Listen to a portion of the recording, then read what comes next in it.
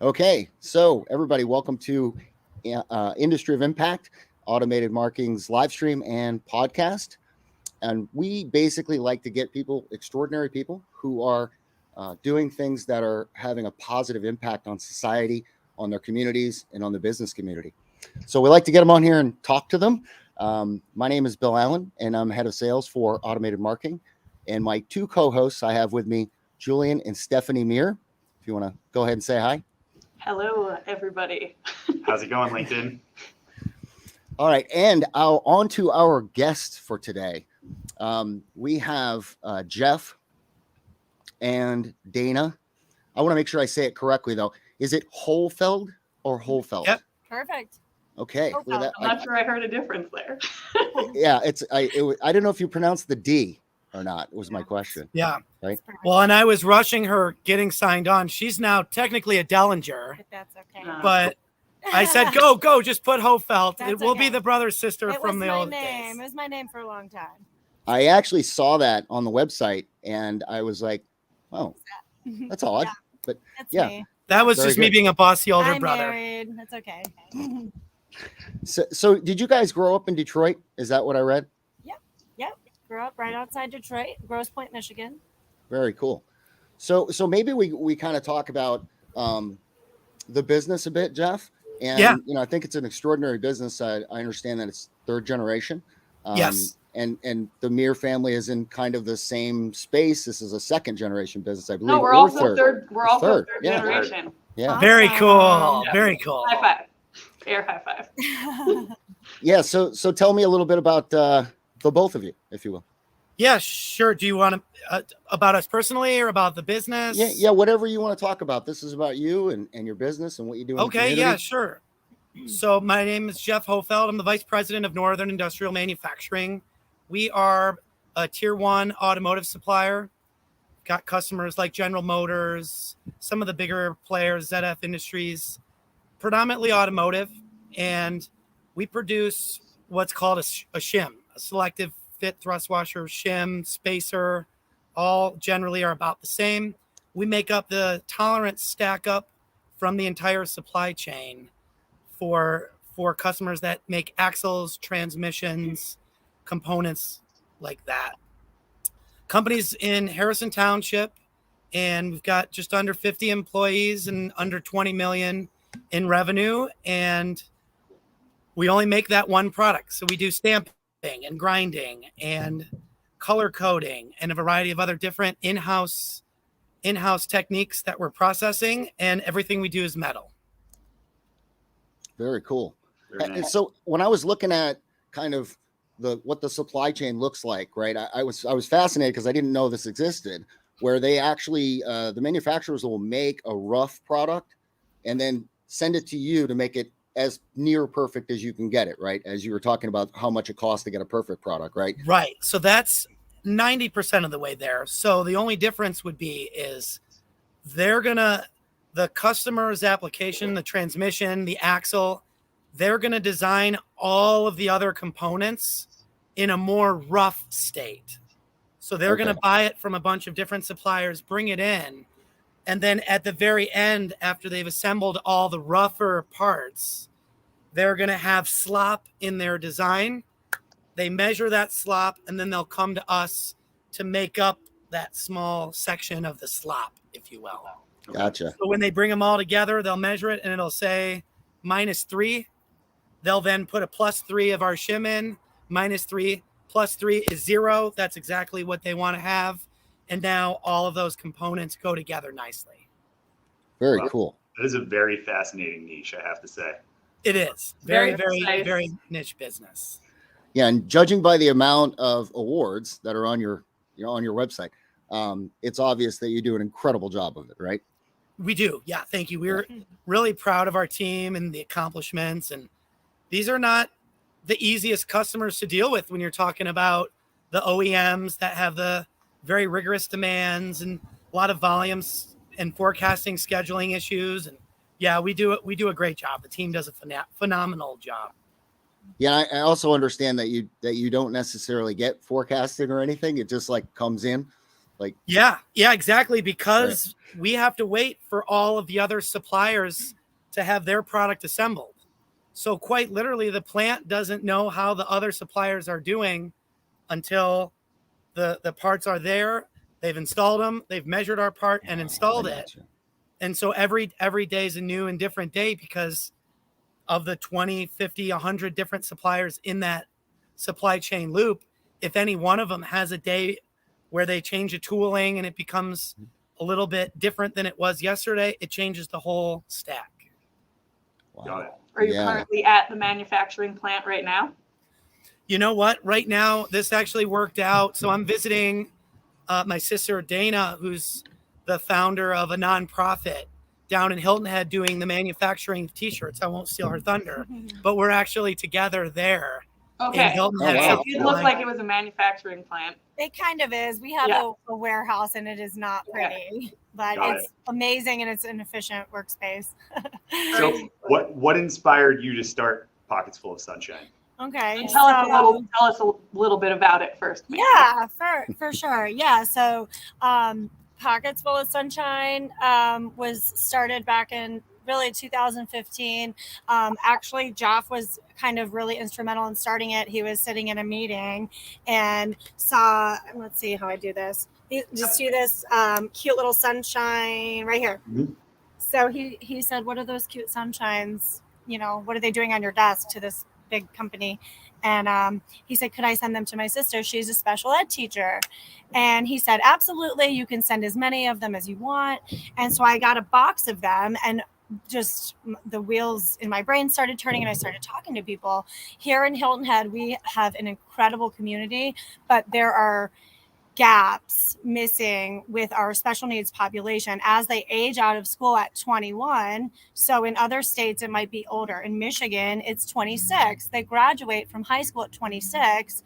They may stay in high school longer. Here at 21, you are out. You've got to figure out something else to do. If you can't get a job, there's maybe one place to go, a day program type, but it's not free. So we started Pockets Full of Sunshine back in the day using trying to reuse materials. Maybe explain to them about the sunshines, Yeah. where they come from. Sure. So this, I can say Yeah. that one. This actually is over where the radiator fluid goes in cars. It comes. You look like a gear of some sort. Yeah. And they're thin and it's almost like really high quality laminated paper. You can put it in your mouth. It can get wet. It doesn't get ruined. It's perfect for In case you're a goat and you want to eat some paper. Yeah. And they're throwing them away. They couldn't going to the landfill, couldn't make money off of them, donate them anywhere. So we started, I was a full-time special ed teacher, started talking to friends. I started Pockets with two other women, a speech therapist and a mother of a child with special needs who was going to age out of high school. And we put our heads together and we started crafting on the weekends. We had a card line, good morning, sunshine, or, whatever, hello, sunshine, or, brighter days ahead. And we started with just cards, crafting with people with special needs, and it was free. We'd provide a snack, a couple hours for parents or caregivers to have time away and go to the grocery store, go have coffee with a friend. You forget that people with special needs, if they don't have somewhere to go, they're at home with their parents. Some are aging parents at that. And so we wanted to provide a place, an opportunity to have meaningful work, communication, skills, and social opportunities, but also community opportunities. So as we got started, we just expanded from cards to crafting, and then we started screen printing. So my shirt, it says local. We've got tons of different designs. We do other people's logos. Like I could do shirts with your logo on it. But for us to get into the community, we have a really great graphic designer. She helps us with our logos, and we go into the community in Hilton Head, which has a lot of tourists and people coming and going, and we sell our wares. That was back in 2015. We are we have less than 10 employees, but we serve 45 people a month, people with special needs. We've got a social program, we've got a horseback riding program, we've got 3 days of vocational programming, and then we have, just things going on all the time. It's big just warehouse. We have a very big warehouse space that is actually donated space. We're incredibly blessed. Hilton Head is the greatest community to be in. We write grants and we have fundraisers, and people are just very, very kind here. And there's a big need. Cool. Yeah. It's great. There's an awesome movie theater like 20-ish minutes away from here in Ridgefield, Connecticut called The Prospector. And they do the exact same thing. They hire adults with disabilities. I've heard of like that. 75% of It's incredible. their staff. It's incredible. I mean, times have changed so drastically in our country, working with people with special needs. And I think that, the inclusion aspect of the community, I just last week had a elementary school come in and volunteer with us. Now I have people in their 50s, almost 60s, and they're working side by side with our community age children. And that's how you create a community with a lot of love and a lot of acceptance and inclusion. So it's wonderful. Amazing. Jeff, so on your company's website, I noticed you have like an entire section dedicated to the importance of giving back. So how is it that brother and sister duo dynamic, kind of are both in that space? So your company obviously finds this very important, and you also founded this. Yeah, I think it starts at the top. Obviously, our dad, the current owner of the company, always makes it his mission to give back. In fact, just recently, we've adopted an employee benefit that literally pays our employees one full day to go out into the community. So instead of taking a vacation day or a sick day, we actually encourage our employees and compensate our employees, even if it's on a Saturday, to go out in the community, be a part of it, get involved. One of the things our dad always says to the employees is that what you put into a community is what you're able to get back from the community. Right. And so we've really been able to encourage our employees to take that next step, to join a church program, to serve a soup kitchen, to volunteer with either veterans or adults with disabilities. And it's just been a good program. And I think it goes a long way to reminding everybody, including our employees, that there's always people out there who may have it harder, who may have it more challenging. And it really humanizes us to be able to give back in that way. Yeah, that's amazing. Honestly, it's really cool to see, thriving family-run businesses that are thinking in these terms, because there's, companies that are very profitable, and when we kind of direct it that way, and exactly what your father said about, what you give is what you get. And I think that, comes through all levels of personal and business life. So that's a really cool philosophy that your company is involved with there. I love that. So how long have you been involved in the business? Did your dad take you when you were a kid? And did you know this was something you wanted to do? Did you always love shims so much? I tell you what, it's kind of ironic. So no, I definitely did not always love shims or even really know. So we grew up going there as kids, and certainly knew that the family business was manufacturing. Yeah. But it's kind of ironic, when I graduated college, I ended up joining a company called Timken. And Timken is a Fortune 500 bearing manufacturer. Mm-hmm. And it was funny because they spent a whole bunch of money training me and allowing me to really understand the application. And I went out and spent 7 years in the field doing the applications, doing the work, working with customers, designing these specific applications, and then got the offer to come back and work for Northern. And my first day, we go to our largest customer, and he's taking me there.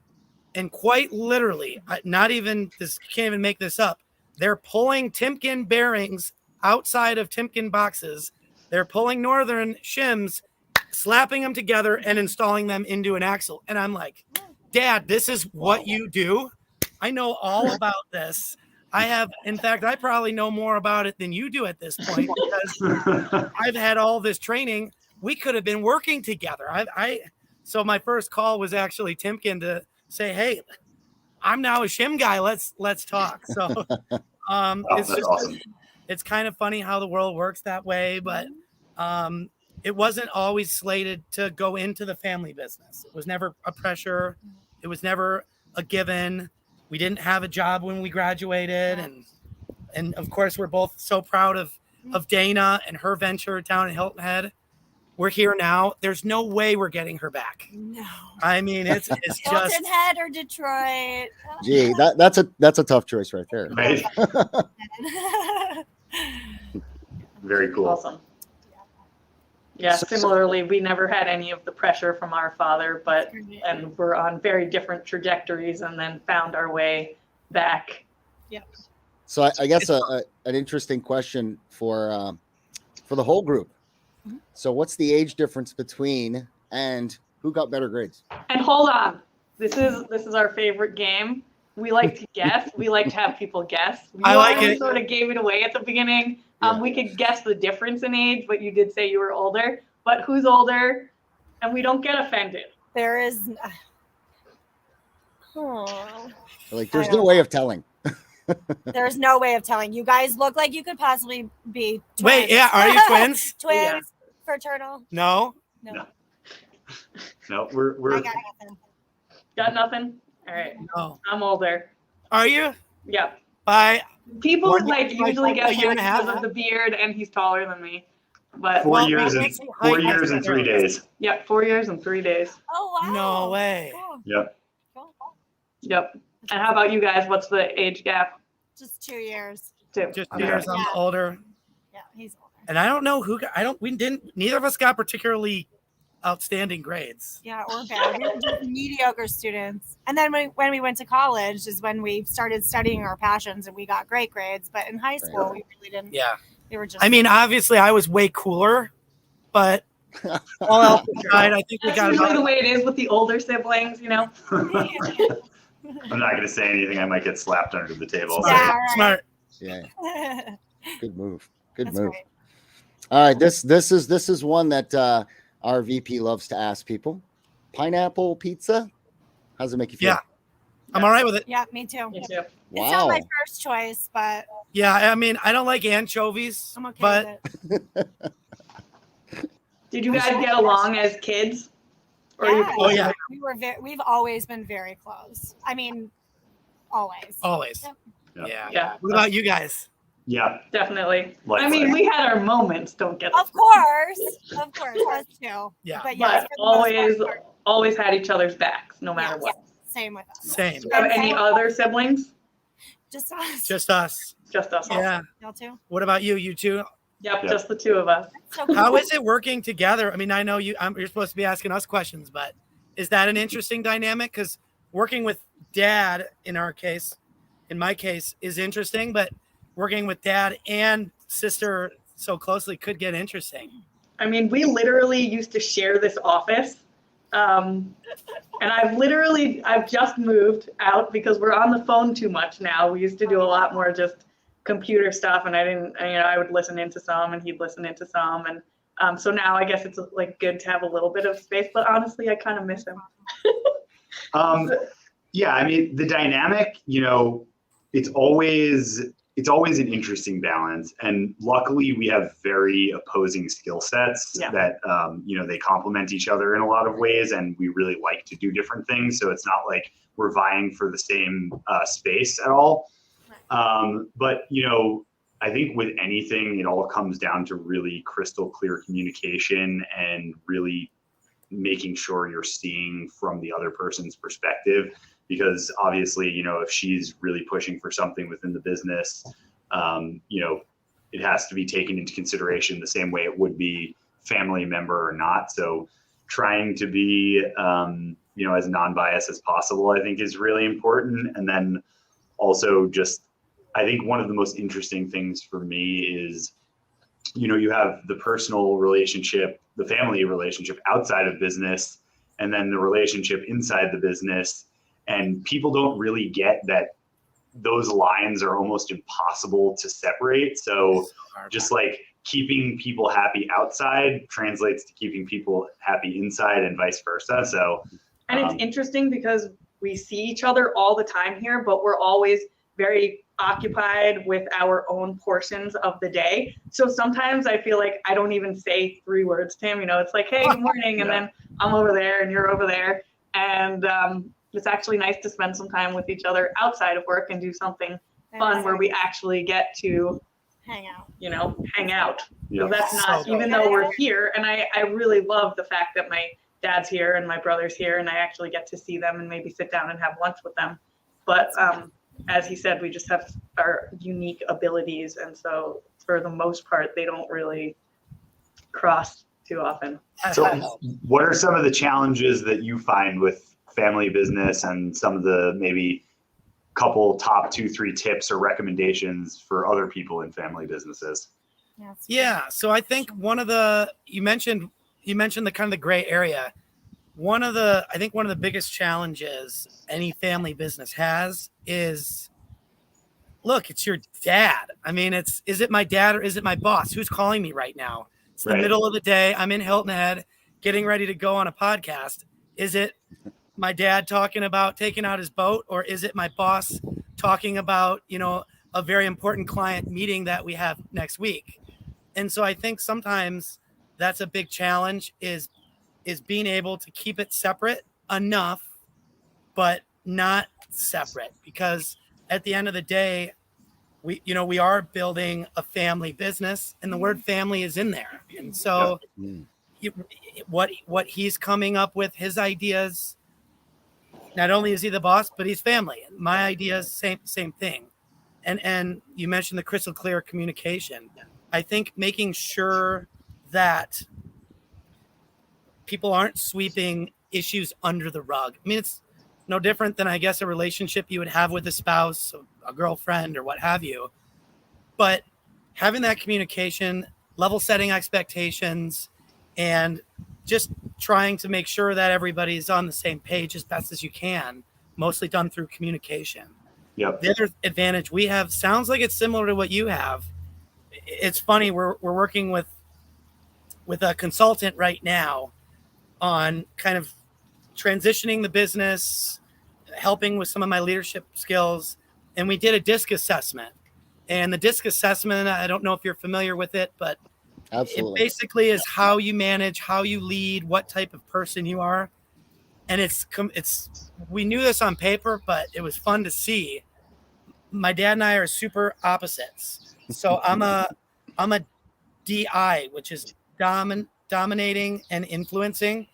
And he is an SC, which is going to be, now I'm not sure what it is, but he's very much more, what is it? It's more commanding style. Commanding. Yep. Yeah. It's more commanding and more social. So he wants the data and he wants people's input, and I want the results, and I sort of want it now. And so where I'm kind of taking the business, trying to progress it forward very quickly, maybe not having all the steps, he's trying to have all the steps and progress the business very steadily. And so we've got in this case, a really good thing going. But I think understanding that dynamic in your family, I think is very important, because now all of a sudden you understand, if I'm presenting my dad something, he needs a ton of data, all of the data. And then even when you present him all of the data, there's more data that's needed. Right. Instead of getting frustrated with your dad just being your dad, it's him being that flow of communication with very commanding and needing all of the data. Yep. Yeah, that's interesting. Being aware of what different types of people need for that communication. That takes a lot of practice and time and self-awareness also to be patient enough to actually do it. Mhm. So. Yeah, I think that's interesting because the dynamic must be very different. But the same challenges exist whether you're family or not, right? It's the same exact thing, especially if you're friends outside the business, right? That's right. Yep. Very interesting. Yeah. So I'd like to get one last thing in here. Probably end pretty soon. I almost had a special guest on. He unfortunately couldn't make it. But it would have been a nice kind of alignment, Dayna, with what you do. His name is Michael Ray, and I'm hoping to get him on a future podcast. Maybe I can get him on with you, Dayna. Oh, I love it. Because what he does is he goes out into the community and he spends most of his time helping the same people you're helping. So I thought it would be extraordinary to link you guys up, but unfortunately he couldn't make it. I would love to meet him. Yeah, absolutely. And I'll put you in contact with him on LinkedIn. That'd be anyway. Great. Okay. Love it. Thank you. So the last concept I'd like to kind of cover is what does the future look like for each of our organizations? And certainly, love to hear from my CEO as well, right? But kind of what does the future look like for you guys? You want to go first? Sure. Yeah. So the future for Pockets Full of Sunshine is bright. Actually, we are going full steam ahead. These past couple of years, we've really been established in the community here in Hilton Head, but also on a national level. A couple of years ago, we were the PGA second runner-up, Charity of the Year, just on a bigger level. Yeah, we've got some really good press with CBS, just like on national TV. We are growing. Right now, we have a waiting list for our programming. We just moved to 3 days a week, and now we're already filling up our 4th day. So once that happens, we'll have 4 days of vocational. Eventually, we'll be 5 days. There is such a need here, especially because so many people move to Hilton Head and retire, and their children are adults. And so those are the people that we're getting, people who are moving here from Ohio and Michigan and Pennsylvania to get out of the snow, and they just happen to have a child with special needs who they don't qualify to be in high school because of their age. Yes, we are growing. We're saving up for a building. We'd like to purchase our own building. Real estate is very expensive in Hilton Head. We have certainly is. We have fundraisers for that. We just bought our very first party van. It's like a big, beautiful black limo almost. We really believe that people with special needs deserve to ride around in style. It's got hardwood floors and a little table and a little bar in it. It's nice. It's beautiful. And that's what they deserve. So every single year we're making progress. We're growing. We've got new volunteers literally every week signing up, coming to try us out. Some of them are little itty bitty. They might be 5 years old, or they might be retired special ed teachers who have just moved to the area and they just want purpose 1 or 2 days a week. So in regards, our 90-year-old grandparents just moved here, and our grandfather just left. He's going to be 91, and he volunteers 1 or 2 days a week, has a little workshop upstairs in my warehouse, and he does our wood, drills holes and does all his wood stuff. Anyway, so yeah, we don't turn away a volunteer. And we're always accepting. We actually call our people with special needs rays, our rays of sunshine, which is why I wanted to meet your friend, Mr. Ray. That's interesting, isn't it? It is. And that's why I think I need to meet him, because it sounds like we would get along. Anyway. Absolutely. And by the way, sunshine does feel good. You guys are 100% correct. It does. Oh my gosh, it does. Everyone we meet, there's the universe. Even the weather, like things just are good things surround us. Awesome. Are these the same grandparents that founded Northern? Yeah. So my dad's dad. Yeah. So this would not be the same. This is my mom's mom. Okay. Got it. Cool. Yeah. And how about you? Yeah, so for Northern Industrial, definitely the future is very bright. We've been putting a lot of things in place. One of the big transitions that the automotive space is currently seeing is the flight to electrified vehicles. So the thought process is you're seeing companies making big announcements, taking their internal combustion engine platforms, ramping them down, trying to ramp up their electrified vehicle platforms. And so the business for a lot of these automotive manufacturers is being forced to transition. And so we're currently working with 3 or 4 electric vehicle manufacturers. Some of them are the purely electrified vehicle manufacturers that you've heard of. Some of them are more the internal combustion engine manufacturers that you've also heard of that are now making EVs, electric vehicles. But it's going to be more of the same.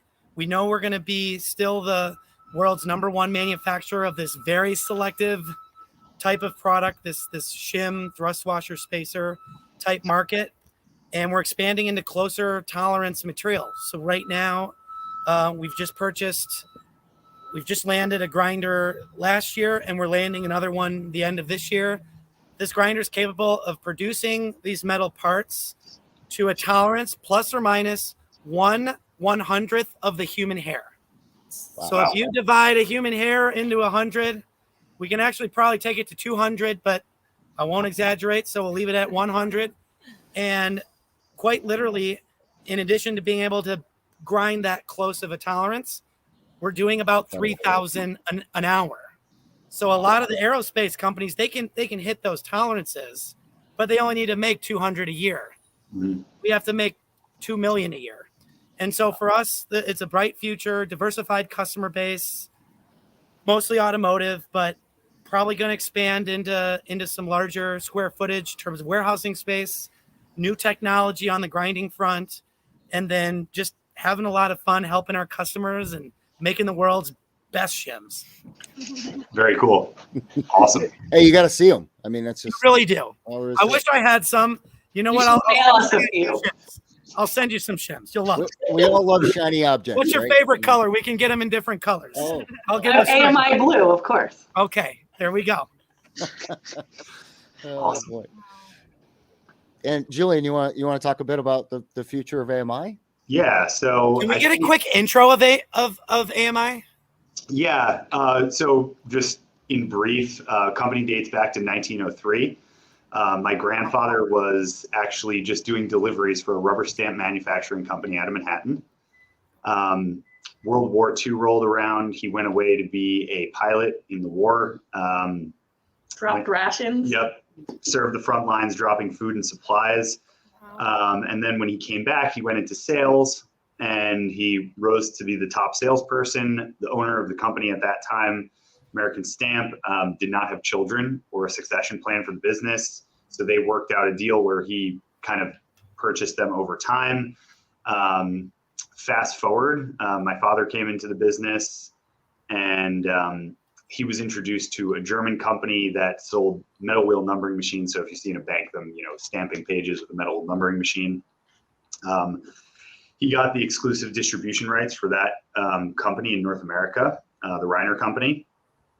And then fast forward again, we kind of helped Reiner to develop the first handheld inkjet system with a self-traversing head. So the head moves back and forth in the system. And that was about 20-ish years ago. And then we came on about 11 years ago.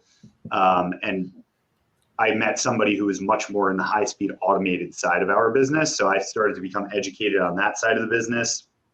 And we really just saw all the possibilities and all the gaps in the market. And there's a lot of fragmentation going on. So we just realized that if you put together the right product mix that fits the primary package, so the can, the bottle, the small box, the little bag, and then the secondary where those primary packages go, and then the tertiary, the master case or the pallet, and have solutions for all of those, that there was a big need. And there's a few players that really are the 800-pound gorillas in our space. But based upon the way that they serve the customer, there's a lot of customers in, their B-, C, and D, which are still huge companies that fit us perfectly. And we can really give them a much more personal touch and provide a very high quality, equal solution to the big players and give them really high level of service. So that's kind of how we've been winning our business. And over the last several years, we've brought on a veteran team, including Bill Allen here, who you have on, to really fill out our team. And so the future is becoming a real vertically integrated marking coating supplier for primary, secondary, and tertiary packaging, material handling, as well as the software suites that kind of oversee the manufacturing line. So that's where I kind of see it. And actually something I'd like to sync with both of you on is my idea for giving back to the community. I wanted it to be driven by our employees. So having employees pick what's the most meaningful thing to them. So for instance, we work with food, beverage, pharma, like figuring out how to give back. So if we sell a printer to a food company, donating to, feed hungry children. If we're for pharma, figuring out how to supply medicine. So it sounds like both of you guys have a lot of experience in this space. So it's something that I'd love to sync with you guys after and see how we can make that reality. That's wonderful. Yeah. Very good. All right. So I don't know if you want to call out your website. Where can people find you, Dayna and Jeff, in your individual businesses? Our website, is pocketsfullofsun.org.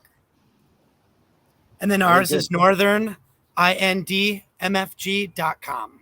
Cool. Beautiful. And I'll put a link down there too. Perfect. Underneath for you guys. Thank you. Yeah, Very thank you.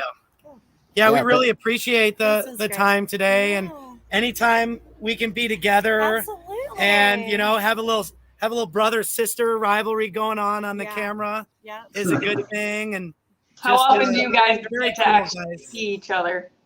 Yeah. How often do you guys get to see each other? Probably 3-4 times a year. Yeah. He comes down for our big fundraisers, holidays. I come home for summer when it's warm in Michigan. Not enough, but probably 4 or 5 times a year. Yeah, that's great. That's awesome. A lot. Which you like to see other brothers and sisters live. I'm loving seeing you guys sitting here in the same office too. It's so fun. It is cool. Yep. Very cool. Awesome. All right. With that, we will sign off and thank you. All right. Sounds everyone. great. Thank you all very much. Thank you guys so much for having us. Thank you guys for being on. Really, really appreciate it. We appreciate it too. Okay. Awesome work. Bye. Bye. Mm-hmm. Wait a second.